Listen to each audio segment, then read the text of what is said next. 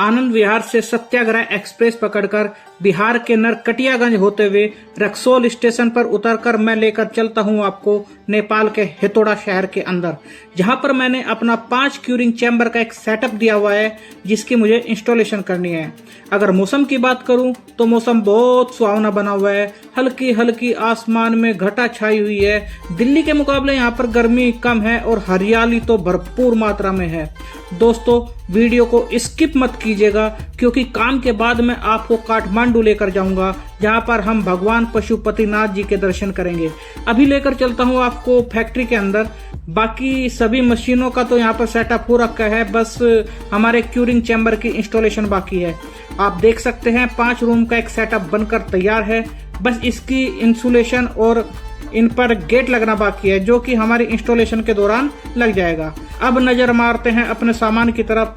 आप देख सकते हैं सामान पर बहुत ज्यादा डस्ट जमा हो रखी है। दरअसल यहाँ पर एक दुर्घटना हो गई थी। शॉर्ट सर्किट के दौरान यहाँ पर आग लग गई थी जिससे हमारे सामान की पैकिंग भी जल गई थी। सामान को तो कोई नुकसान नहीं पहुंचा, बस ऐसा लग रहा है जैसे सामान बहुत पुराना हो। यहाँ पर हम मेन ब्लोवर के लिए हॉरिजॉन्टल ब्लोवर का इस्तेमाल कर रहे हैं और एग्जॉस्ट के लिए हम वर्टिकल ब्लोवर ही लगाएंगे। जो हमने पाइप एसएस के भेजे थे एयर डक्ट के लिए वह भी सही कंडीशन में है। सभी ब्लोवर के अंदर हमने क्रम्पटन की मोटर का इस्तेमाल किया है। तो सबसे पहले हमने जो छत के अंदर पाइप फिटिंग करने हैं उनके लिए गड्ढे करने का काम हमने शुरू कर दिया है। जरूरत के हिसाब से पाइप को कटिंग करके जहां से बेंड करना है उसकी प्रक्रिया भी हमने शुरू कर दी है। क्योंकि अब शाम हो गई है तो अब हम आज के काम को यहीं विराम देते हैं और चलते हैं अपने होटल में। मैं इस होटल के अंदर रुका हुआ हूँ। आपको होटल के बाहर का व्यू दिखाऊं तो बहुत ही सुंदर है। कितना खूबसूरत है, देखिए। आप दूर पहाड़ी में जब जूम करके देखते हैं तो ऐसा लगता है जैसे बादल जमीन पर उतर गए हों। अगली सुबह होते ही जहां से काम हमने छोड़ा था वहीं से हमने शुरू कर दिया है। इसके साथ ही स्टीम लाइन के लिए प्लम्बर का काम भी शुरू हो गया है। और ये लीजिए, ऊपर जो मेन ब्लोवर एग्जॉस्ट की फिटिंग होनी थी वो हमने एयर सीलेंट लगाकर अच्छी तरह से टाइट करके उसकी फिटिंग कर दी है। Main blower, exhaust blower, heater box और स्टीम कंट्रोल वाल्व के इलेक्ट्रिकल कनेक्शन भी हो गए हैं। अब हमने स्टीम बॉयलर को स्टार्ट कर दिया है। लीजिए दोस्तों, एक चैम्बर की इंस्टॉलेशन का हमारा जो काम था वो पूरा हो गया है। अब हम इसका ट्रायल लेते हैं। अच्छी तरह ह्यूमिडिटी और टेम्परेचर को सेटिंग वैल्यू पे सेट करके उसको कट करके देखते हैं और स्टीम को और हवा का प्रेशर प्रॉपर चेक करने के बाद अब हम बाकी काम दूसरे चैम्बर में बाद में शुरू करेंगे। तो दोस्तों, यहाँ पर कल शनिवार है। शनिवार को नेपाल में छुट्टी होती है, जैसे हमारे इंडिया में संडे को होती है वैसे ही नेपाल में शनिवार को छुट्टी होती है। तो इस छुट्टी का फायदा उठाते हैं और चलते हैं काठमांडू, जहाँ पर हम भगवान पशुपतिनाथ जी के दर्शन करेंगे। तो यहाँ से चलते हैं हेतोड़ा बस स्टैंड की तरफ। तो दोस्तों, यह है यहाँ का बस स्टैंड। यहाँ से आपको काठमांडू के लिए टैक्सी मिल जाएगी। टैक्सी आप शेयरिंग वाली भी ले सकते हैं और पर्सनल टैक्सी भी ले सकते हैं।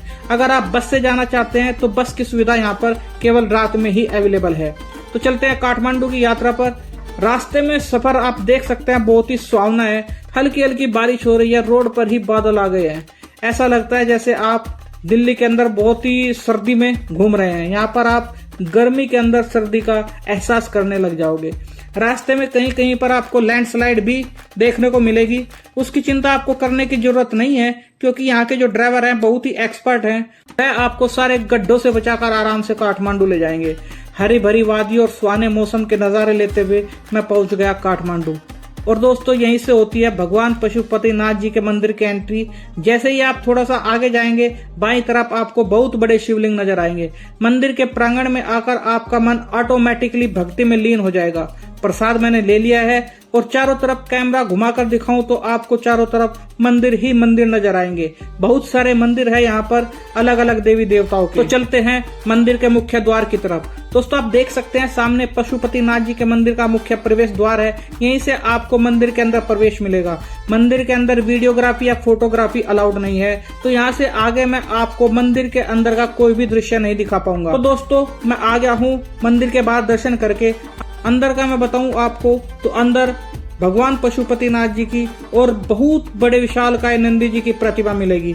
साथ ही साथ बहुत सारे देवी देवताओं की मूर्तियां भी यहाँ पर है। मंदिर के प्रांगण के बाहर एक बहुत बड़ा एरिया है जहाँ पर बहुत से पक्षी दाना चुगते हैं। आप उन पक्षियों को दाना डालकर पुण्य के भागी बन सकते हैं। दर्शन के बाद की कुछ मेरी सेल्फी है दोस्तों। तो दोस्तों ये थी वीडियो जिसमें मैंने काम के साथ साथ आपको भगवान पशुपतिनाथ जी के मंदिर के दर्शन भी कराए। आज की वीडियो में बस इतना ही। मिलते हैं किसी अगली वीडियो में। भगवान पशुपतिनाथ जी आप पर अपनी दया दृष्टि हमेशा बनाए रखे। नमस्कार।